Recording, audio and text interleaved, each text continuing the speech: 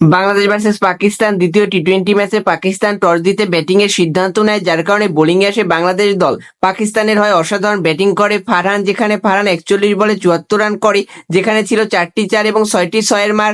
মোহাম্মদ হারিস 25 বলে 41 রান করে, যেখানে ছিল 4টি 4 এবং 2টি 6-এর মার। নওয়াজ 26 বলে 51 রান করে, যেখানে ছিল 2টি 4 এবং 3টি 6-এর মার। আগা 12 বলে 19 রান করে, যেখানে ছিল 3টি 4-এর মার, যার কারণে পাকিস্তান 6 উইকেট হারিয়ে 201 রান করে।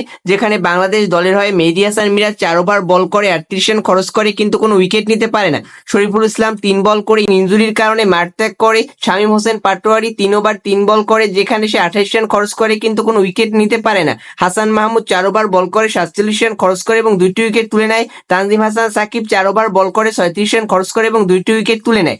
রিশাদ হোসেন 4 ওভার বল করে 50 রান খরচ করে এবং মাত্র একটি উইকেটের দেখা পায়। 202 রানের টার্গেটে ব্যাটিং আসে বাংলাদেশ দল, যেখানে বাংলাদেশ দলের হয়ে অসাধারণ শুরু করে তানজিদ হাসান তামিম, যেখানে 19 বলে 33 রানে একটি অনবদ্য ইনিংস খেলে তানজিদ হাসান তামিম, যেখানে ছিল 5টি 4 এবং একটি 6-এর মার। পারভেজ হোসেন ইমন 7 বলে 8 রান করে প্যাভিলিয়নে ফিরে যায়। লিটন দাস 9 বলে 6 রান করে প্যাভিলিয়নে ফিরে যায়। তাওহিদ হৃদয় 5 বলে 5 রান করে প্যাভিলিয়নে ফিরে যায়। মেহেদী হাসান মিরাজ 17 বলে 23 রান করে প্যাভিলিয়নে ফিরে যায়। জাকির আলী অনেক ডাক মেরে প্যাভিলিয়নে ফিরে যায়। শামীম হোসেন পাটোয়ারি 9 বলে 7 রান করে প্যাভিলিয়নে ফিরে যায়। রিশাদ হোসেন 2 বলে 1 রান করে প্যাভিলিয়নে ফিরে যায়। বাংলাদেশ দলের হয়ে অসাধারণ পারফরমেন্স করে তানজিম হাসান সাকিব, যেখানে 31 বলে 50 তুলে নেয় তানজিম হাসান সাকিব, যেখানে একটি 4 এবং 5টি ছক্কা মারে তানজিম হাসান সাকিব। হাসান মাহমুদ 16 বলে 8 রান করে, যার কারণে বাংলাদেশ দল সব উইকেট হারিয়ে 144 রান করে এবং 57 রানে পাকিস্তান ম্যাচটি জয়লাভ করে।